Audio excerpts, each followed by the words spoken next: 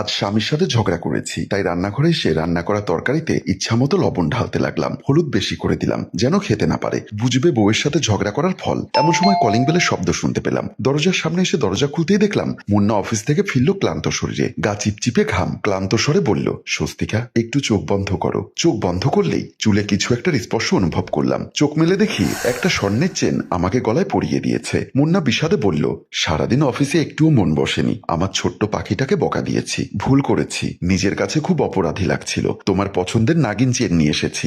রাগ কমেছে? এতদিনের চেনা পরিচয়েও আজ যেন নতুন করে স্বামীর প্রেমে পড়ে গেলাম। অশ্রুসিক্ত হয়ে বললাম, হ্যাঁ রাগ কমেছে। তুমি হাত মুখ ধুয়ে এসো, আমি রান্না করি। মুন্না ভ্রুকুচকে বলল, কেন রান্না করনি? প্রতি উত্তরে শুধু মাথা নাড়ালাম। কি আশ্চর্য! উনি বিষয়টা বুঝতে পেরে বললেন, আচ্ছা ঠিক আছে, নতুন করে আর রান্না করতে হবে না। তরকারিতে বাড়তে একটু জল দিলেই তো লবণ কমে যাবে, ব্যাপার না। মেসে থাকতে কত এভাবে খেয়েছি, তখন তোমার বউ ছিল না তাই খেয়েছো।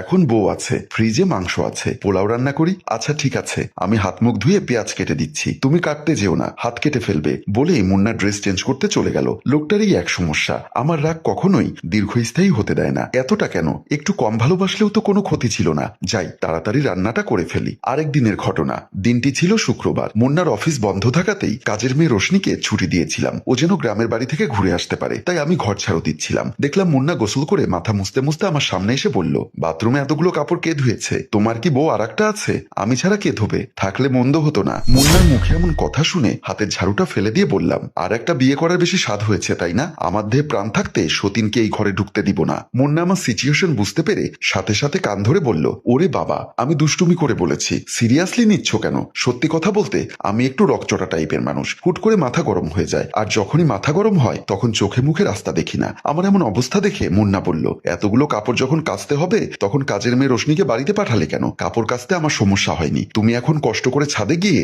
শুকোতে দিয়ে এসো। তারপর মুন্না কাপড়গুলো শুকোতে দিতে ছাদে চলে গেল। আমি রুম ঝাড়ু দিতে দিতে ড্রয়িং রুমে চলে আসলাম। মুন্না ছাদে গিয়েছে প্রায় 1 ঘন্টা হচ্ছে, এখনো ছাদ থেকে আসার নামগন্ধ নেই। আমার টেনশন বেড়ে গেল, লোকটা এতক্ষণ ছাদে কি করে? নিশ্চয়ই সিগারেট টানছে। মুন্নাকে আমি ধূমপান করতে নিষেধ করেছি, তাই সে যেদিন বাসায় থাকে সেদিন ছাদে গিয়ে লুকিয়ে লুকিয়ে ধূমপান করে। এখনো নিশ্চয়ই ছাদে গিয়ে ধূমপান করছে। আজ হাতে নাতে ধরবো। হাতের ঝাড়ুটা একপাশে রেখে ছাদের দিকে চলে গেলাম। ছাদের সিঁড়ি বেয়ে উপরের দিকে উঠতেই লক্ষ্য করলাম পাশের ফ্ল্যাটের মোনা ভাবির সাথে দাঁড়িয়ে দাঁড়িয়ে রসের আলাপ করছে। মাথায় যেন আকাশ ভেঙে পড়ল। সত্যি কথা বলতে ওকে আমি এতটাই ভালোবাসি, সে কোনো মেয়ের সাথে কথা বললে আমার মাথা ঠিক থাকে না। ইচ্ছা করছিল গিয়ে মোনা ভাবির 2 গালে কষে 2টো থাপ্পড় দেই। মোনা ভাবিরও বা দোষ কিসের? যত দোষ আমার স্বামীর। আমার মতো এমন সুন্দরী একটা বউ থাকতে তার কেন পরনারীর সাথে পীড়িতের আলাপ করতে হবে? আমি আর ওদের সামনে গেলাম না, ছাদ থেকে নেমে গেলাম। এরও প্রায় 20 মিনিট পর মুন্না ছাদ থেকে রুমে এসে দেখতে পেল আমি সোফার নিচে হাত পা ছেড়ে বসে আছি। সামনে ভাঙাচোরা পড়ে আছে গত বিবাহবার্ষিকীতে আমাকে গিফট করা স্মার্টফোনটি, যা মুন্না আসার আগে আমি রাগ করে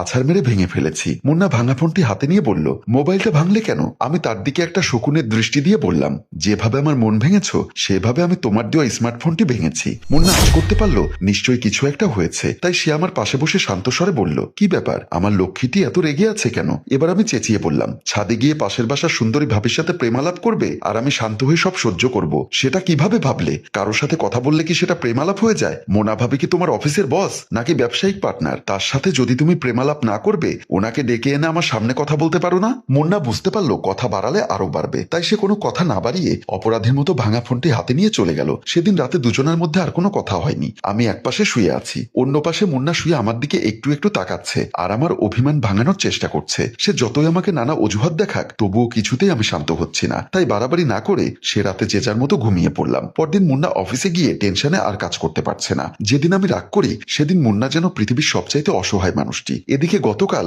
আমি মোবাইলটি ভেঙে ফেলার কারণে আমাকেও ফোন দিয়ে রাগ ভাঙাতে পারছে না, কারণ আমারই একটি ফোন ছিল। মুন্না অফিসে বসে আছে ঠিকই, কিন্তু কাজে মন দিতে পারছে না। এমন সময় মুন্নার অফিসের কলিগ বাবু ভাই একটা ফাইল নিয়ে এসে বলল, মুন্না ভাই ফাইলটা তাড়াতাড়ি চেক করে ফরওয়ার্ড করে দিন, অতীব জরুরি। বাবু ভাই কিছু মনে না করলে একটা কথা বলবো? বলুন। আজ তো মাসের 24 তারিখ, হাতে টাকা পয়সা নেই। আপনার থাকলে 1000-20 টাকা ধার দিবেন, আর কদিন পরে বেতন পেলে আপনাকে দিয়ে দিব। এজন্যই বুঝি সকাল থেকে আপনাকে মনমরা দেখাচ্ছে তাই না? হ্যাঁ ভাই, টাকাটা খুব দরকার। তারপর বাবু ভাই পকেট থেকে 20,000 টাকা বের করে মুন্নার হাতে দিল। বিকালে অফিস শেষ করে এসে মুন্না দরজায় কলিং বেল টিপলো। কাজের মেয়ে রোশনি দরজা খুলে দিল। তোর ভাবি কই? রুমে শুয়ে আছে, সকাল থেকে এখনো ঘুম থেকে ওঠেনি। কি বলিস? আমি অফিসে যাওয়ার পরেও ওঠেনি? না। দুপুরে লাঞ্চ করেনি? না। আমাকে বলিসনি কেন? কিভাবে বলবো? ঘরে কি মোবাইল আছে? তবু আমি ম্যাডামকে অনেক ডেকেছি, ম্যাডাম আসেনি। তারপর সে আমার রুমের দিকে চলে আসলো। রুমে এসে দেখলো আমি আমি জেগে আছি। তাকে দেখে আমি অন্য পাশে ফিরে গেলাম। হঠাৎ খেয়াল করলাম নতুন একটা মোবাইলের বক্স আমার সামনে ফেললো। নতুন মোবাইল দেখে আমার সমস্ত রাগ ভেস্তে গেল। এজন্যই বুঝি মুরব্বীরা বলে নতুন শাড়ি নতুন কিছু দেখলে মেয়েদের অভিমান ভেঙে যায়। মোবাইলটি দেখার পরেও আমি অভিমানীর মতো ভান করে রইলাম। সে গায়ের পোশাক খুলতে খুলতে বলল, রাগ করে কোনো কিছু ভাঙাটা উচিত না, কারণ রাগটা কিছুক্ষণ পরে প্রশমিত হয়, কিন্তু ক্ষতিটা রয়ে যায়। বলেই সে ফ্রেশ হওয়ার জন্য বাথরুমের দিকে চলে গেল। আমি মনে মনে ভাবলাম, মানুষটা এত ভালো কেন? না হয় পাশের ফ্ল্যাটের মোনা ভাবির সাথে একটু কথা বলেছে। প্রতিবেশী হলে প্রতিবেশীর সাথে কথা বলতে হয়, কিন্তু রাগের মাথায় মোবাইলটি ভাঙা উচিত হয়নি। আরেক দিনের ঘটনার কথা বলি। মুন্না অফিস থেকে আসার সময় 2 থলে বাজার নিয়ে এসেছিল, যেটা আমি ছাদের উপর থেকে দেখেছি। আমি লক্ষ্য করলাম 2 ব্যাগ ভর্তি বাজার নিয়ে মুন্না আসছে। দেখে মনে হচ্ছে পুরো মাসের বাজার করেছে। আমি তাড়াতাড়ি ছাদ থেকে নেমে রুমে চলে আসলাম। রুমে এসে দেখলাম কাজের মেয়ে রোশনি ময়লার বালতি নিয়ে নিচে যাচ্ছে। রোশনিকে জিজ্ঞাসা করলাম, এখন যাচ্ছিস কেন?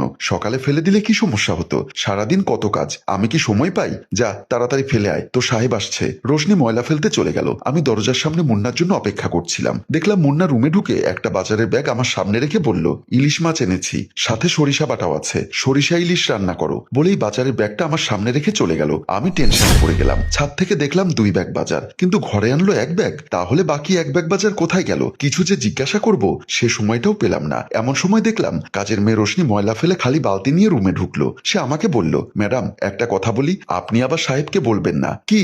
সাহেবকে দেখলাম মোনা ভাবির দরজায় টোকা দিচ্ছে। আমি আড়ালে দাঁড়িয়ে সব দেখলাম। মোনা ভাবি দরজা খুলে বলল, যা যা বলেছিলাম সব এনেছেন? জি ভাবি, আপনি মোবাইলে যা যা বলেছেন সব এনেছি। কত টাকা এসেছে? টাকা নিয়ে আপনার ভাবতে হবে না। বলেই আমার সাহেব মোনা ভাবির হাতে বাজারের ব্যাগটা দিয়ে চলে আসলো। আমি ময়লা ফেলতে নিচে চলে গেলাম। রোশনির মুখে কথাটা শুনে আমার মাথায় যেন আকাশ ভেঙে পড়লো। আমি আর এক মুহূর্ত দেরি না করে এক কাপড়ে বাপের বাড়িতে চলে আসলাম। বাবার বাসায় এসে দেখলাম বাবা আর মা ড্রয়িং রুমে বসে কথা বলছে। আমাকে দেখে মা বলল, কি রে ইভা, তুই হঠাৎ? বাবার বাড়িতে মেয়ে আসবে বলে কয়ে আসতে হবে নাকি? মেয়েকে বিয়ে দিয়ে কি একেবারে এই বাড়িতে আসা নিষেধ করে দিয়েছো নাকি? এমনিতেই মুন্নার মোনা ভাবির বিষয়টা নিয়ে আমার মাথাটা হট হয়ে আছে। তার উপর মায়ের এমন প্রশ্ন শুনে মাথাটা আরো গরম হয়ে গেল। বাবা বলল, আচ্ছা মা, তুই ভেতরে গিয়ে ফ্রেশ হ, পরে সব কথা জানবো। আমি আর ওখানে না দাঁড়িয়ে সোজা ভেতরের রুমের দিকে চলে গেলাম। এদিকে মুন্না বাথরুম থেকে এসে আমাকে ডাকতে লাগলো, ইভা, এই ভা, কোথায় তুমি? কাজের মেয়ে রোশনি এসে বলল, ম্যাডাম রাগ করে বাপের বাড়িতে চলে গেছে। কথাটা শুনে মুন্না অবাক হয়ে গেল। পরদিন সকালবেলা আমি ঘুম থেকে উঠে দাঁত ব্রাশ করতে করতে